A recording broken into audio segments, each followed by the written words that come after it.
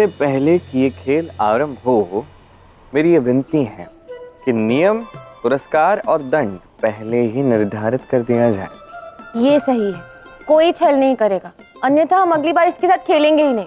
हाँ ये भी ठीक है, बार बार हारना किसे भाता है। बातें मत बनाओ, नियम बताते हो या हम उठ के जाएं? चलो। हाँ बताता हूँ। तो दोनों पक्षों के पास अर्थात हम दोनों के पास उचित मात्रा में, बराबर मात्रा में कपर्दक होंगे। जितने मेरे पास है उतने ही तुम्हारे पास भी होंगे। तत्पश्चात हम पासा खेलेंगे। तो जिसका पासा अधिक श्रेष्ठ होगा, विरोधी पक्ष का दांव पर लगाया हुआ कपर्दक सामने वाले व्यक्ति के पास चला जाएगा। एक जीतेगा, दूसरा हारेगा, और अंत में जिसके सारे कपर्दक समाप्त हो जाएंगे वो हार गया, दूसरा जीत गया। सीधा सरल नियम है। स्वीकार्य है?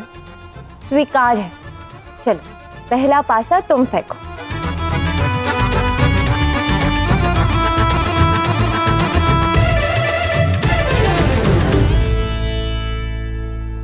जिसे स्वयं राधा रानी पासे दे, वो भला हारेगा कैसे? ये ग्वालिन राधा नहीं, राधा रानी है, कभी हारती नहीं। आज का ये खेल तो बड़ा ही रोमांचक होने वाला है।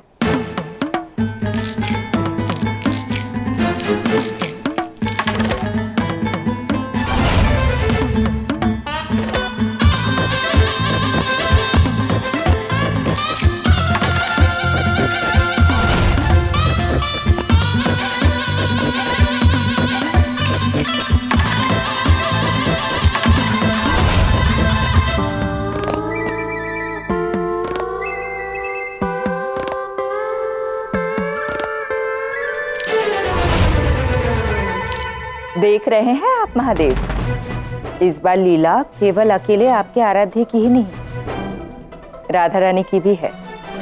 खेल बराबरी की है।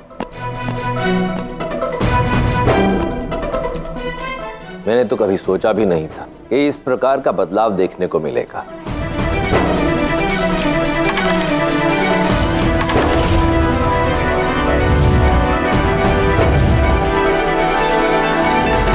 सत्य कहा आपने महादेव। यदि कृष्ण को कोई मनमानी करने से रोक सकता है तो वो केवल राधा है। अब देखना ये है कि इस खेल में जीत किसकी होती है।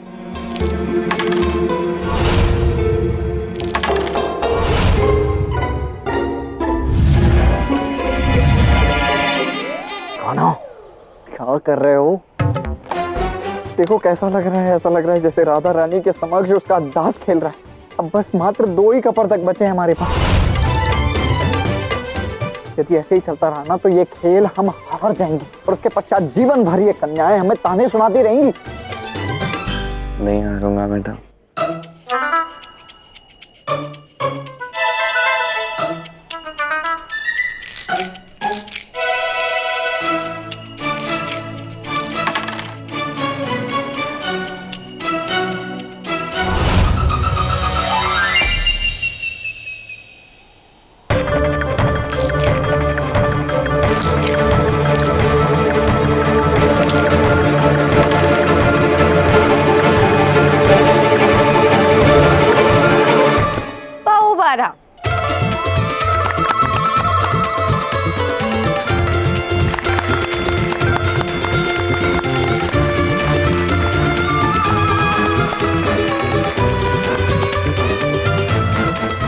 पहली हार की बधाई हो कृष्ण, हम जीत गए। एक क्षण अभी तो ये पहला खेल हुआ है, ऐसे 3 खेल होंगे। 3 में से जो 2 जीतेगा ना वो विजेता कहलाएगा। दाऊ, नियम बनाते समय तो ऐसा कुछ निश्चित नहीं हुआ था।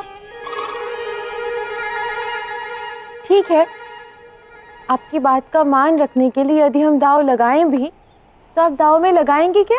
आपके मदन गोपाल तो ठन ठन पाल हो गए हैं। अब यदि कृष्ण को अगला पासा फेंकना है तो कोई ऐसी वस्तु दाव पे लगानी होगी जो कृष्ण को अत्यंत प्रिय हो, तभी मैं दूसरा दाव खेलूंगी। अब क्या दाव पर लगाए? मैं जानता हूं।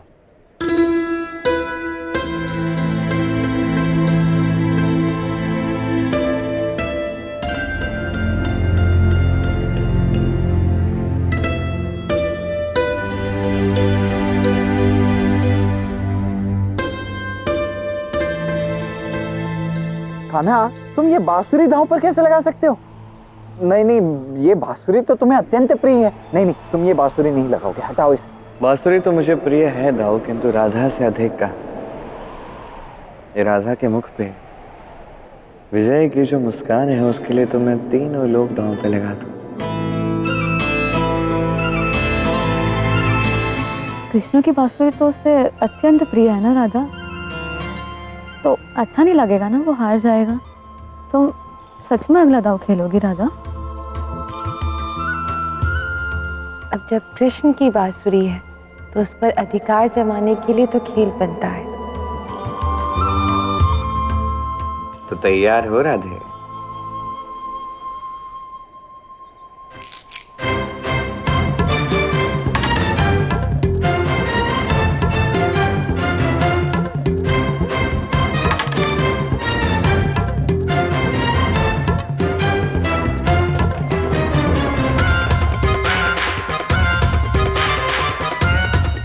अच्छा, मेरे समक्ष माया करोगे कृष्ण? अब देखो राधा रानी की माया।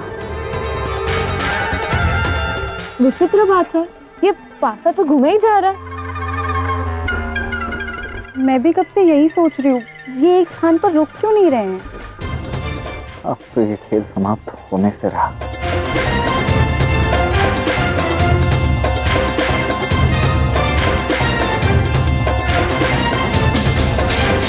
यशोदा मैया,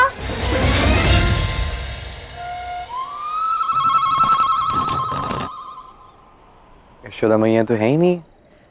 क्षमा करना कृष्ण, कदाचित मुझे भ्रम हुआ होगा। पास से देखो, हम जीत गए। तुम्हारी बांसुरी हमारी हुई।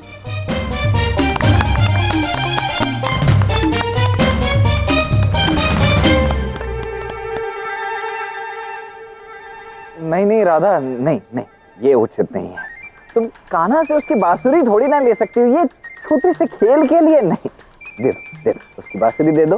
अच्छा ठीक है, किंतु बांसुरी के स्थान पर कृष्ण को कुछ और मूल्यवान अर्पण करना होगा। तो बोलो कृष्ण, क्या मोल लगाओगे अपनी बांसुरी का? क्या समर्पण करोगे बदले में?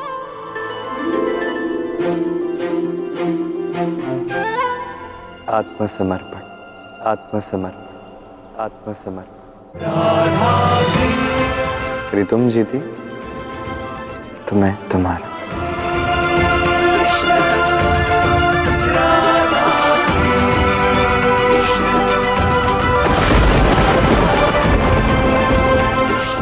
कान्हा, मैं भी आया।